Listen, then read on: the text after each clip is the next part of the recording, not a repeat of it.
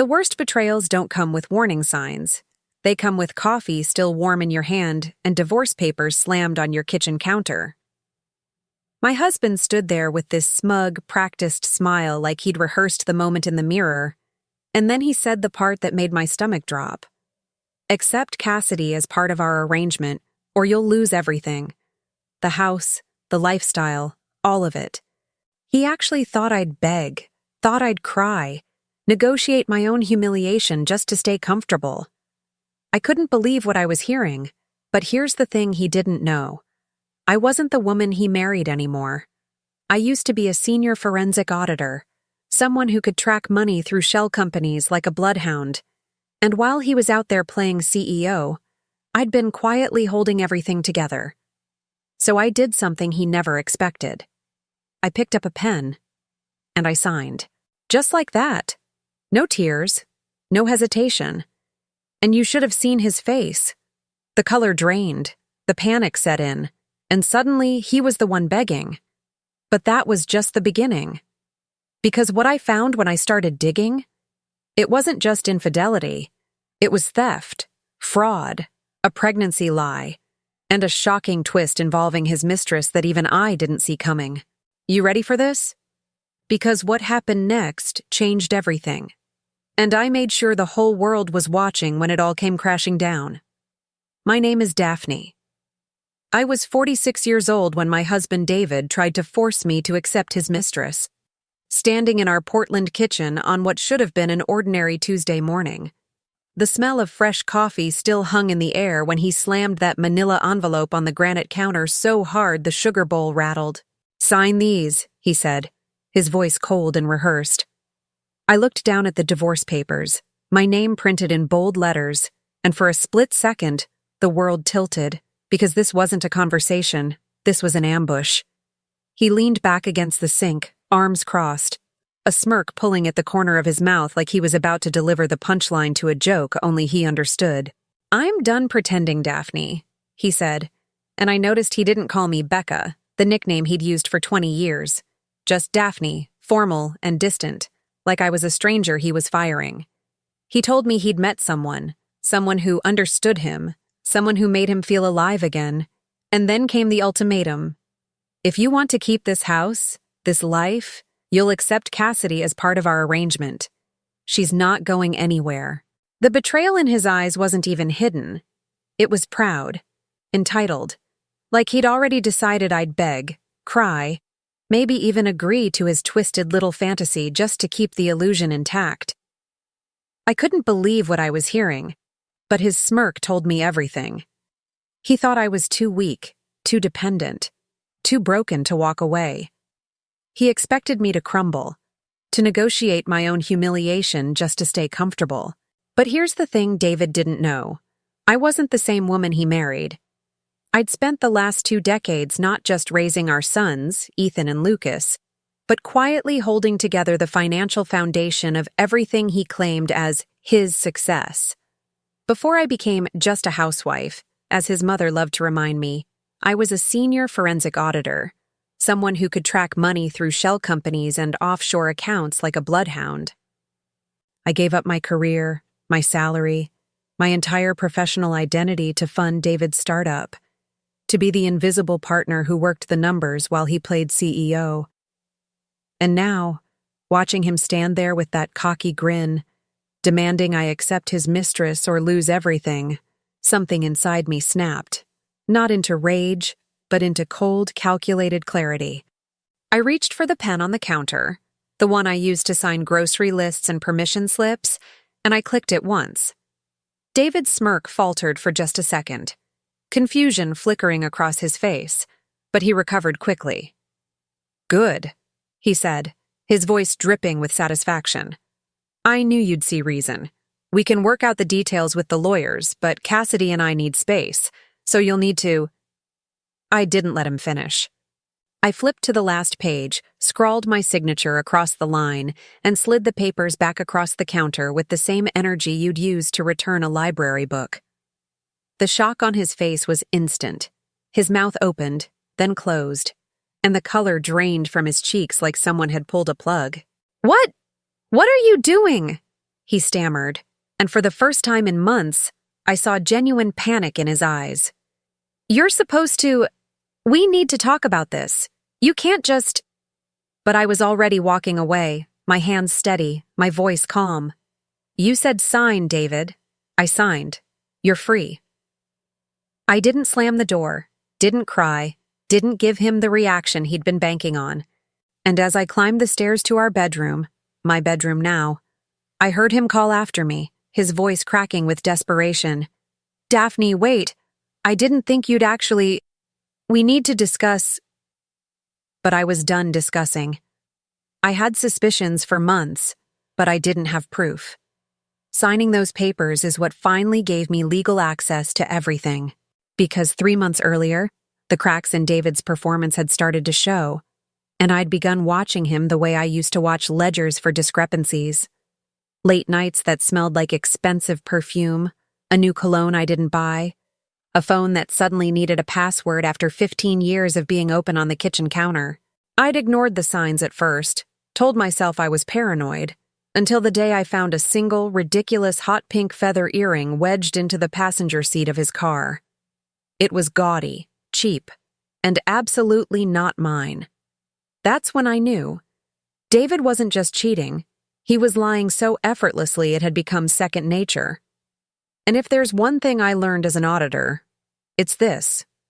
When someone lies about the small things, they're always hiding something bigger.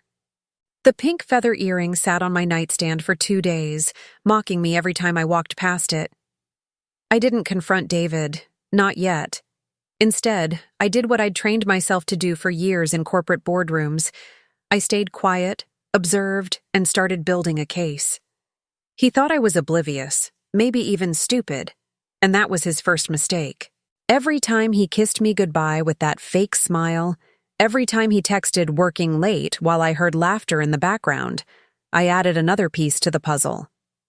The infidelity was obvious, almost boring in its predictability, but my gut told me there was more, something darker, something that would explain why he was so confident, so careless. So I waited until he left for one of his business trips, and then I went hunting. I started with the easy stuff, his laptop, still logged into our shared cloud, his email password unchanged since 2019 because he never thought I'd look. And there it was, buried in a folder labeled Receipts Misc, like he couldn't even be bothered to hide it properly. Cassidy's name appeared everywhere. Jewelry from Tiffany & Co., weekend trips to Napa, a $200 dinner at a Michelin-starred restaurant on our anniversary, the same night he told me he was stuck in meetings.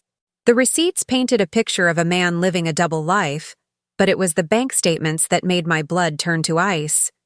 Withdrawals, transfers, chunks of money disappearing from accounts I thought were untouchable. And the biggest one, the one that made me physically sick, was a transfer of $120,000 from the college fund we'd set up for Ethan and Lucas. He'd stolen from our sons. Not borrowed, stolen. That money was supposed to be their future, their safety net. The one thing we'd both agreed was sacred. And David had drained it, piece by piece, to fund his fantasy life with a woman who wore pink feather earrings and probably didn't even know our kids existed. The betrayal wasn't just about me anymore. It was about them. About the years I'd worked to make sure they'd have opportunities I never did. I sat there in the dark, the glow of the laptop screen lighting up my face, and I felt something shift inside me. This wasn't just about revenge or payback. This was about justice, about making sure he couldn't do this to anyone else, especially not to the 2 people who still believed their father was a good man.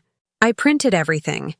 Every receipt, every email, every bank statement showing the transfers, the deleted messages where he called me boring and past my prime, the photos of him and Cassidy at places he swore he'd never been. I built a file so airtight, so undeniable, that even the best lawyer in the world couldn't spin it. And then I did something I never thought I'd do. I called my mother-in-law Martha, the woman who'd always treated me like I wasn't quite good enough for her precious son. I thought maybe, just maybe, she'd be outraged, that she'd stand up for her grandchildren, if not for me. I drove to her house with the evidence folder in my passenger seat, my hands shaking on the wheel, because part of me still wanted to believe that family meant something. But the moment I sat down in her pristine living room, with its plastic-covered couches and framed photos of David as a child, I knew I'd made a mistake.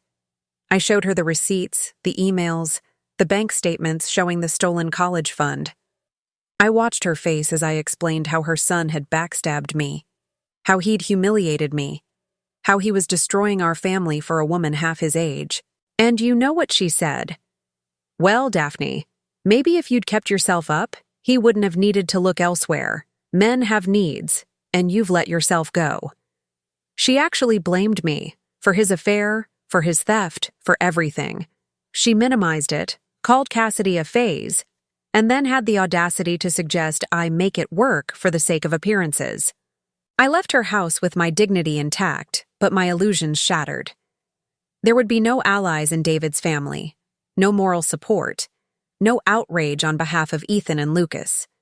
Martha had shown me exactly where she stood, and it wasn't with the truth. As I drove home, the evidence folder still sitting beside me, I realized something crucial. I was done asking for permission, done hoping someone else would fight for me. If I wanted vengeance, if I wanted to reclaim what David had stolen, I'd have to do it myself. And lucky for me, I knew exactly where to start. Because while David had been busy playing house with Cassidy, I'd been making calls to someone who didn't care about family loyalty or appearances, someone who only cared about the law.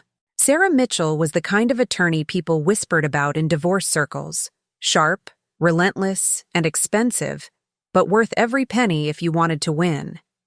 I'd found her name in a forum for women going through high-asset divorces, and her reviews all said the same thing.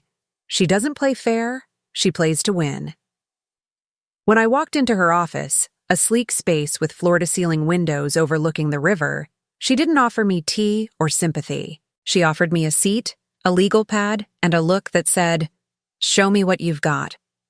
I slid the evidence folder across her desk, and for the next hour, I watched her flip through every page, her expression never changing, her pen making notes in the margins. When she finally looked up, there was something almost like respect in her eyes. "Daphne," she said, her voice calm and clinical, "you've just handed me a case most lawyers dream about. Embezzlement from a joint account, theft of funds designated for minors, adultery with financial proof, and a pattern of deception documented in his own words. This isn't a divorce, this is a prosecution." She explained the strategy in terms I understood. Freeze the accounts, file for emergency financial protection, secure the house, and remove him from the premises before he could hide or destroy anything else. She asked me point blank if I was ready for war, because once we filed, there was no going back. David would fight, he'd lie, he'd try to paint me as unstable or vindictive. But Sarah wasn't worried, because unlike David, we had receipts, and in family court, receipts were everything. I signed her retainer agreement right there, and for the first time in months, I felt like I could breathe. The plan moved fast. Sarah filed for an emergency restraining order based on financial abuse, and within 48 hours, we had a court date and a judge's approval to freeze every joint account David had access to. He didn't see it coming. He was too busy playing house with Cassidy in whatever cheap hotel they'd been using as their love nest. I hired a locksmith, changed every lock in the house, and packed David's things into suitcases I left on the front porch with a note that said, "Per court order, you are no longer a resident of this address. Contact my attorney for questions." I didn't cry. I didn't yell. I didn't give him the satisfaction of seeing me broken. I chose law over emotion, strategy over sentiment, and it felt like the first honest decision I'd made in years. When David showed up that evening, still in his work clothes, his face went from confused to furious in about 3 seconds. He banged on the door, shouting my name, demanding I let him in, threatening to call the police. I stood on the other side, my phone recording every word, and calmly called the non-emergency line myself. "There's a man violating a restraining order at my residence. I said, my voice steady, and 20 minutes later, a patrol car pulled up. The officer explained the situation to David while I watched from the window, and I'll never forget the look on his face. Pure shock, like he couldn't believe I'd actually gone through with it. He tried to argue, tried to charm the cop, but the paperwork didn't lie. He left with his suitcases, his dignity in tatters, and I locked the door behind him with a sense of finality that felt almost sacred.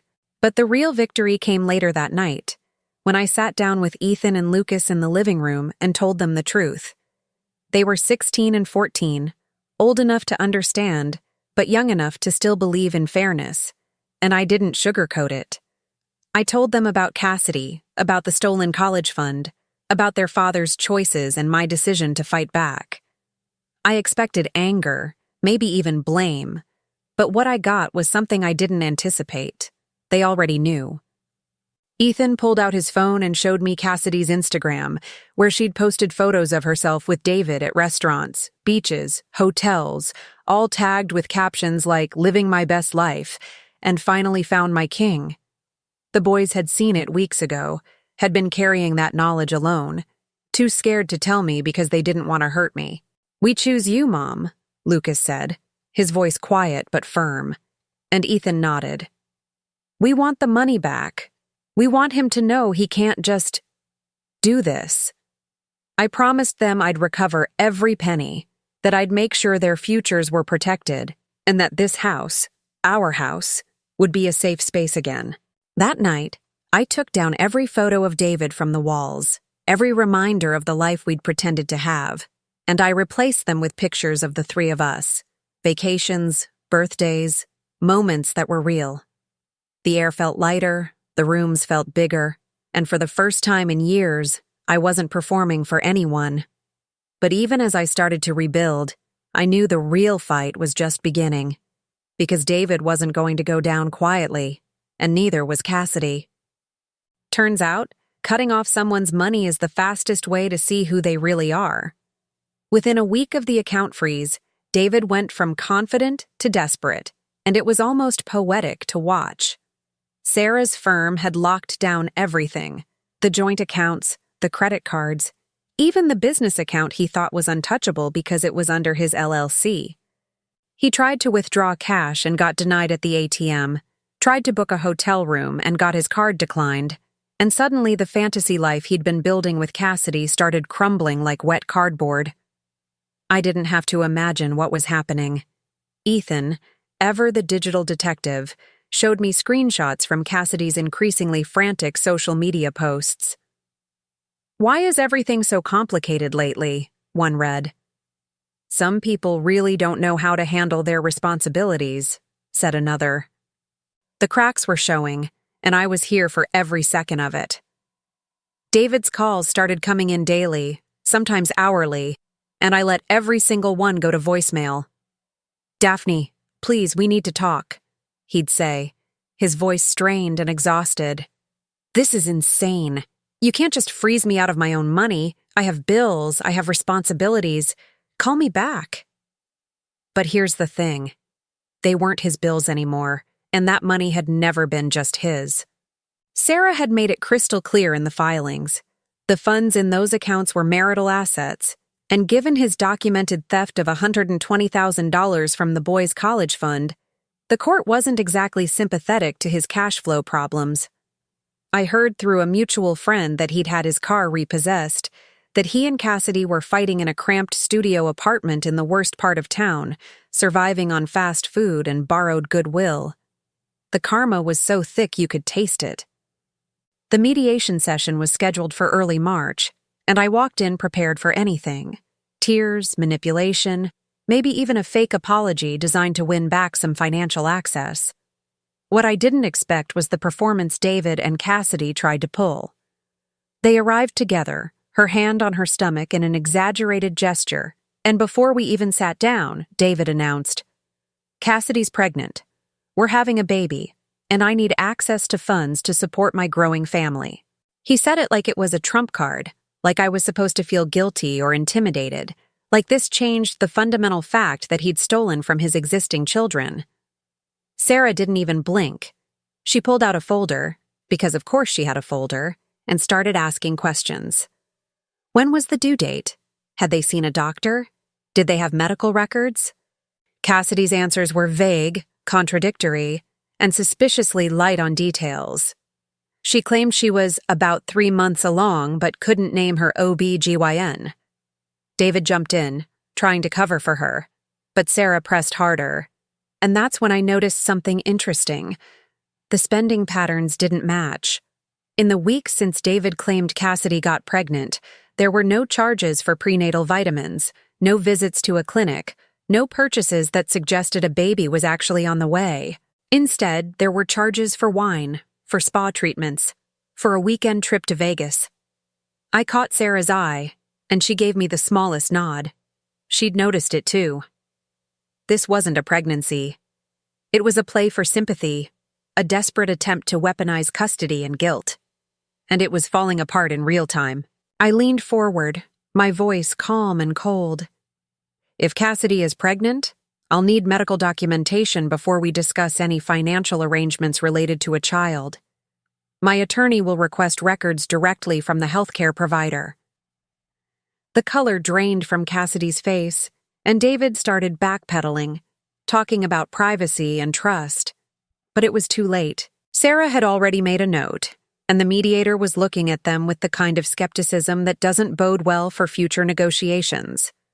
The session ended with no agreements, no concessions, and a court date scheduled for a full evidentiary hearing. As I walked out, I felt something shift. This wasn't just about recovering money anymore. This was about exposing every lie, every manipulation, every piece of the house of cards they'd built together. But the real bomb dropped 2 days later, when I was going through David's old emails. The ones he thought he'd deleted, but that I'd recovered from the cloud backup he didn't know I had access to. There, buried in a thread from 6 months ago, was a message to someone named Robert Vance. The subject line read, Invoice number 4721, approved. I didn't recognize the name, but something about it felt off. Some of the payments were tied to companies I didn't recognize, logistics firms connected to an email domain that kept appearing alongside Cassidy's name. So I did what any self-respecting former auditor would do. I Googled him. Robert Vance wasn't just anyone. He was the CEO of Apex Logistics, one of the biggest freight companies in the Pacific Northwest, a man with a net worth in the tens of millions and a reputation for being ruthless in business. And then I saw the photo on his company bio page, a formal headshot of him and his wife at a charity gala. His wife's name was Cassidy Vance. Same face, same smile, same woman who was currently pretending to be pregnant with my husband's baby. I thought the worst thing David had done was steal from our children. I was wrong. The shocking truth hit me like a freight train. Cassidy wasn't just David's mistress. She was someone else's wife. David wasn't the affair. He was the side piece, the fool being played while Cassidy lived her real life with a man who had actual power and money. I sat there staring at the screen, and for the first time in this entire nightmare, I laughed. Not a bitter laugh, not a sad one, a genuine, disbelieving laugh. Because this was the twist I never saw coming, and it changed absolutely everything. I didn't waste time. The moment I confirmed that Cassidy Vance was married to Robert Vance, I knew I had leverage that went way beyond a messy divorce. This wasn't just about me and David anymore. This was about two people who thought they could cheat, lie, and steal without consequences. I screenshot everything. The emails between David and C, the invoice records that showed suspicious transactions between David's company and Apex Logistics, the timestamps that proved Cassidy was texting David while attending charity events with Robert. Then I did something that probably broke a dozen social etiquette rules. I reached out to Robert Vance directly. I found his business email on the Apex website, and I sent a message with a subject line that I knew he wouldn't ignore. Regarding your wife, Cassidy, and financial irregularities involving my husband. I didn't expect a response, let alone a same-day reply, but within 3 hours, my phone rang from an unknown number. This is Robert Vance. the voice on the other end said, clipped and professional. "I'd like to meet with you in person. Today, if possible."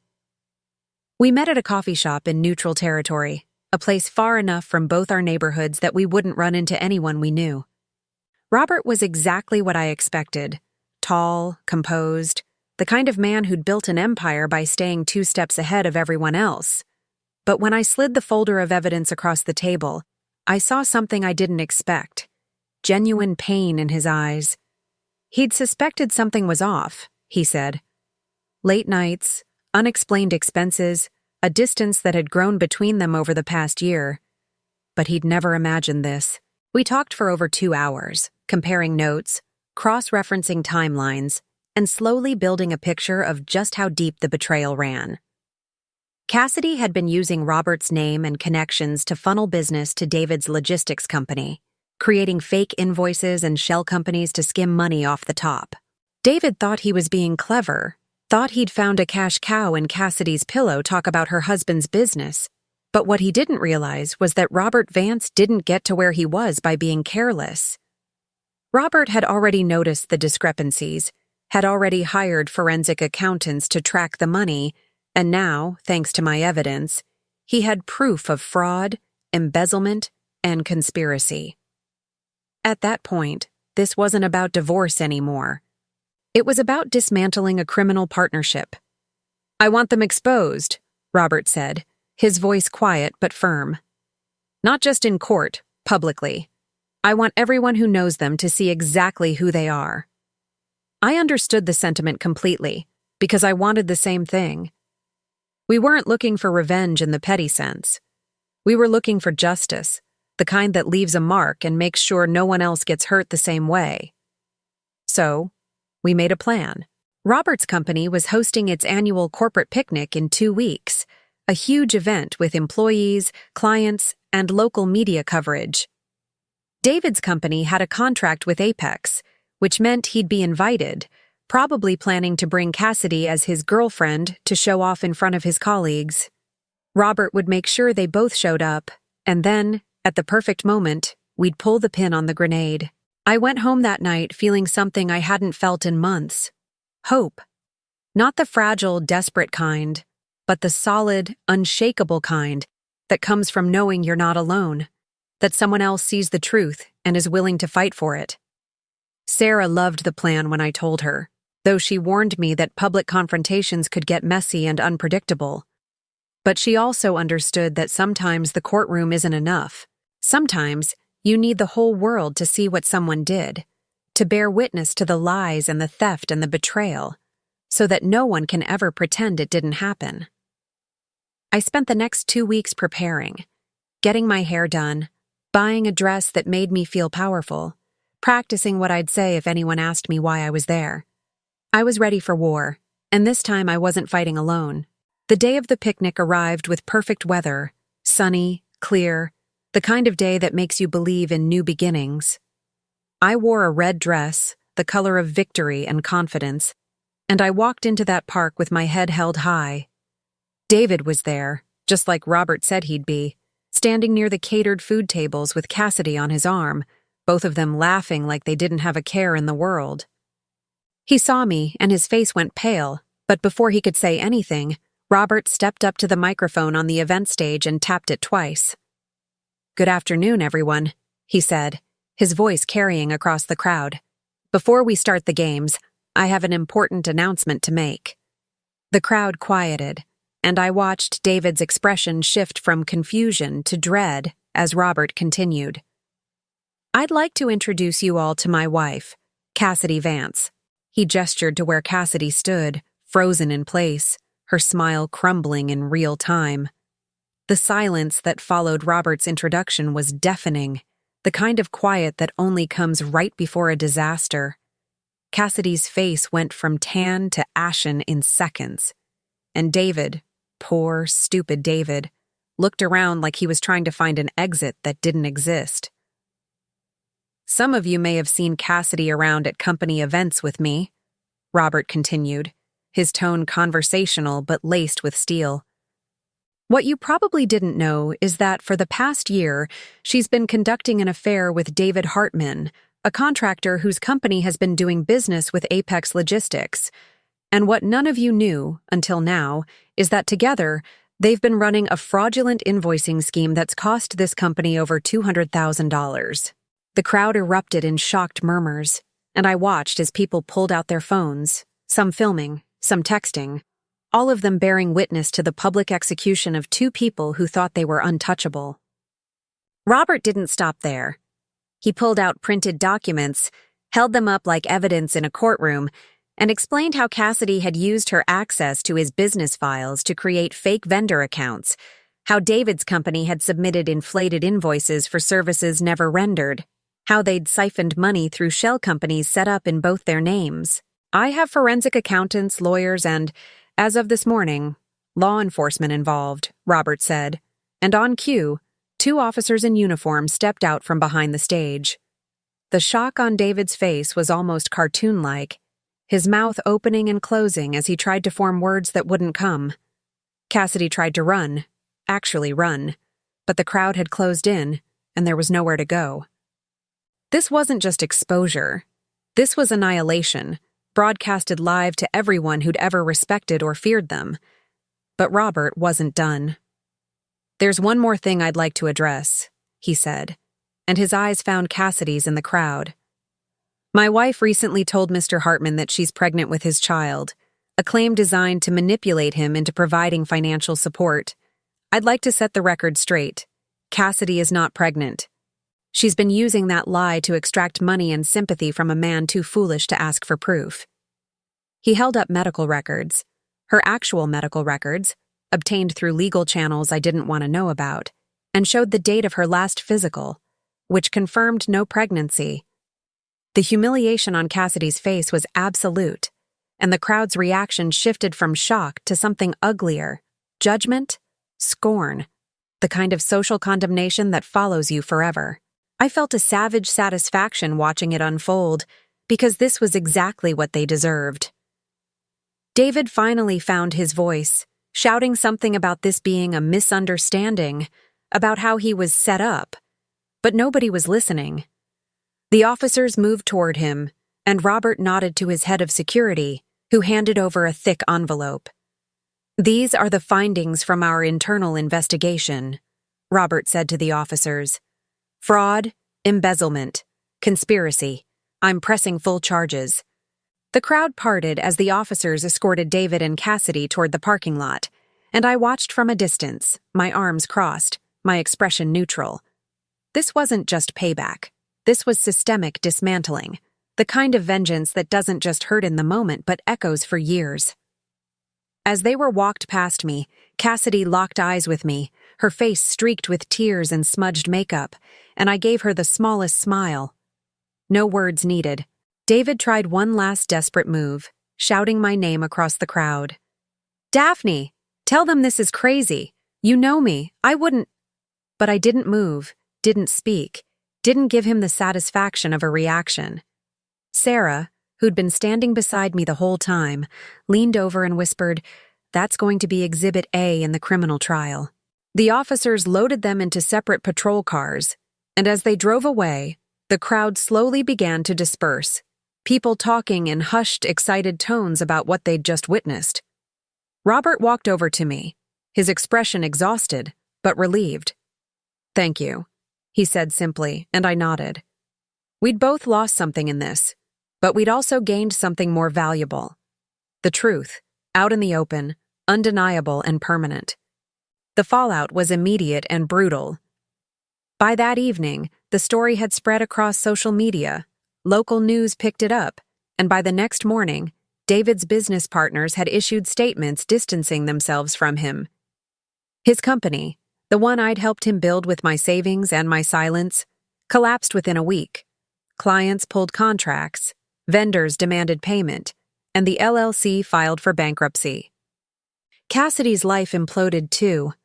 Robert filed for divorce, her friends abandoned her, and the charity boards she'd sat on quietly removed her name from their websites.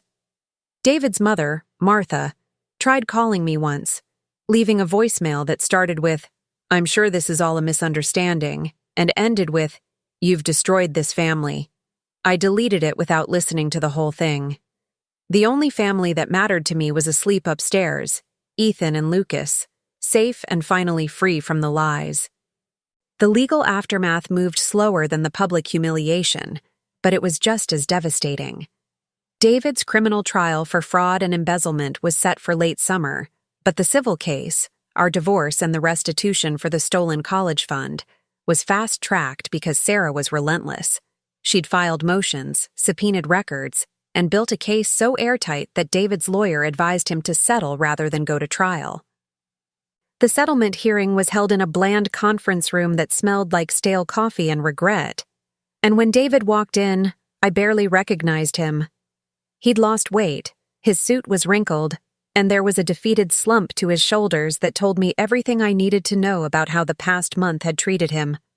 He wouldn't look at me, wouldn't meet my eyes, and when his lawyer slid the settlement agreement across the table, he signed it without a word. The terms were harsh, but fair in the way that justice is fair when someone's been caught red-handed. David agreed to repay the full $120,000 to the boys' college fund, plus interest and penalties, through a structured payment plan that would garnish his wages for the next decade if he ever managed to find work again. He relinquished all claim to the house, the cars, and the majority of our shared assets, keeping only what the court deemed necessary for basic living. There was no alimony, no shared custody of assets, and a clause that prevented him from coming within 500 feet of me or the boys, except for prearranged, supervised visits that neither Ethan nor Lucas had any interest in taking. He'd also been ordered to pay my legal fees, Sarah's not inexpensive retainer, and the cost of the forensic accounting that had uncovered his crimes. By the time we walked out of that room, David had nothing left but debt and shame. I thought I'd feel triumphant, that signing those final papers would feel like a victory lap, but instead, I just felt tired.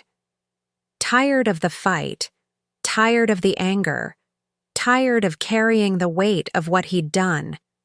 Sarah must have seen it on my face because she put a hand on my shoulder and said, "You did the right thing. Not just for you, for every woman who's been told to stay quiet, to make it work, to accept less than she deserves." And maybe she was right.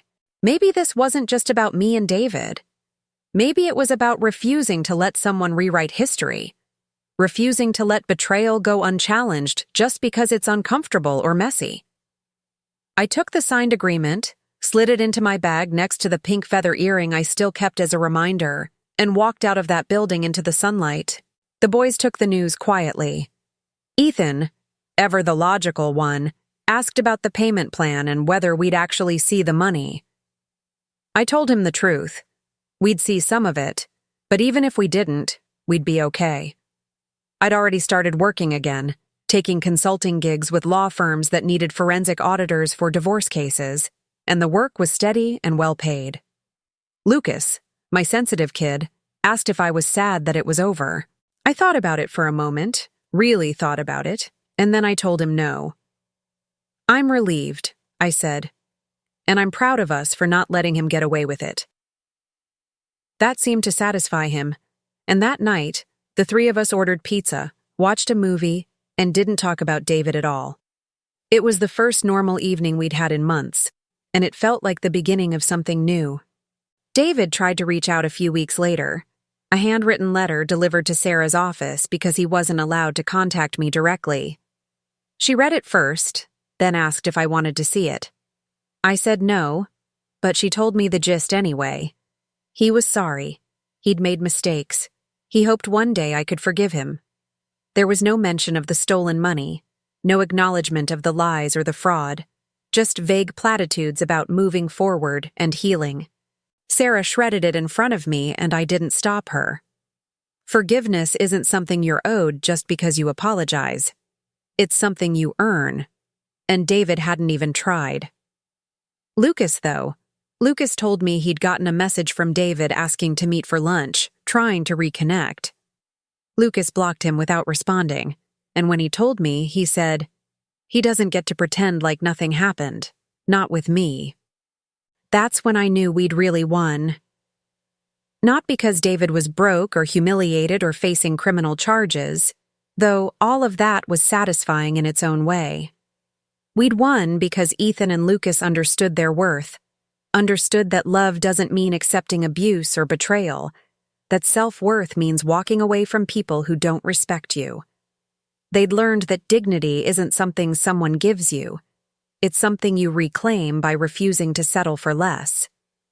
And as I watched them grow into young men who wouldn't tolerate what I'd tolerated for too long, I felt something close to peace. The pink feather earring still sat on my dresser, a weird little trophy, a reminder of the day I stopped being a victim and started being a strategist.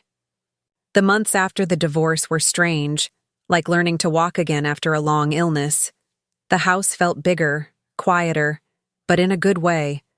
No more tension humming under every conversation. No more walking on eggshells around David's moods or schedules. I redecorated slowly, deliberately, replacing his dark leather furniture with lighter pieces that made the living room feel less like a showroom and more like a home. I repainted the bedroom a soft gray-blue, hung art that I actually liked instead of what he'd approved, and turned his old office into a reading nook for Lucas. Every change was a small act of reclaiming space, of erasing the footprint of someone who'd taken up too much room for too long. And with each change, I felt lighter, more like myself, more like the woman I'd been before I'd convinced myself that shrinking was the same as supporting. Work became my unexpected sanctuary. Word spread fast in legal circles about the auditor who'd taken down her cheating husband and exposed a corporate fraud scheme in the process, and suddenly I had more clients than I could handle. Lawyers started referring their high-net-worth divorce cases to me, women who suspected their husbands were hiding money and needed someone who could follow the trail. I built a small consultancy, working from home, teaching other women how to protect themselves financially, how to spot the red flags I'd missed for too long. The work was satisfying in a way my old corporate job never had been, because I wasn't just crunching numbers. I was giving people the tools to escape, to fight back, to refuse to be victims. Every case felt personal. Every recovered asset felt like a small victory against every man who thought he could cheat the system. But the real healing came from the small, unexpected moments. Ethan got his college acceptance letters in April, full-ride scholarships to 3 different schools because his grades and test scores were stellar. He chose the engineering program in Seattle, and when he told me, he said, "I'm going to build things that last, Mom, not like Dad." Lucas started painting again, something he'd given up when David complained it was too messy and not practical. His art teacher told me he had real talent, that he'd submitted a piece to a regional competition and won. When I asked what he'd painted, he showed me a photo. A phoenix rising from ashes, vibrant and fierce, and I didn't need him to explain the metaphor. These were my victories, the ones that mattered more than court rulings or public humiliation. I did hear updates about David, though I never went looking for them. A mutual acquaintance mentioned he was working as a dispatcher for a small trucking company, living in a 1-bedroom apartment on the edge of town, taking the bus because he couldn't afford a car payment. Cassidy had moved back to California, divorced from Robert and persona non grata in Portland's social scene. Her Instagram account deleted. Her whole influencer fantasy collapsed. I didn't feel sorry for them, not even a little. They'd made choices, calculated and selfish choices, and the consequences were theirs to carry. Karma isn't magic. It's just the inevitable result of treating people like they're disposable. And watching them live with what they'd done felt less like vengeance and more like balance. The universe course-correcting itself. On the 1-year anniversary of the day David slammed those divorce papers on the counter, I did something I hadn't planned. I took the pink feather earring out of the drawer where I'd been keeping it and drove to the river, the same spot where I used to walk when the boys were little and life felt simpler. I held that ridiculous, tacky earring in my hand, feeling its weight. So light, but it had carried so much meaning, so much pain and discovery and eventual freedom. And then I threw it into the water, watched it disappear under the current. and felt something inside me let go.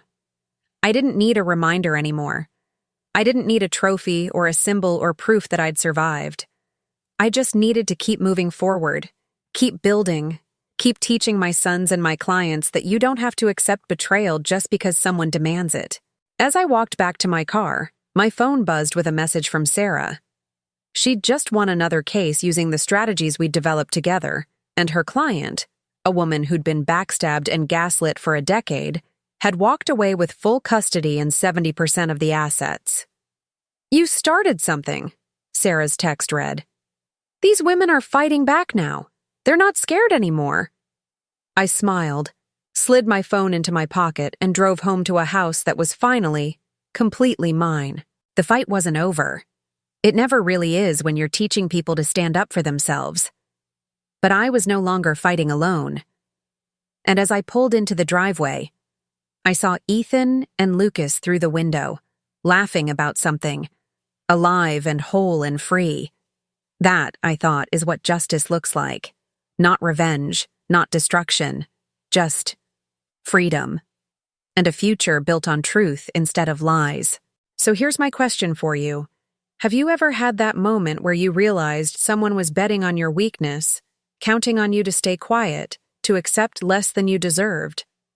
Maybe it was a partner, a family member, someone who thought you'd never fight back. Drop a comment below and tell me your story. I want to hear how you handled it, whether you walked away or stayed and fought, and what you learned about your own self-worth in the process. Did you keep your receipts, literal or metaphorical? Did you ever get that moment of justice, or are you still waiting for karma to catch up?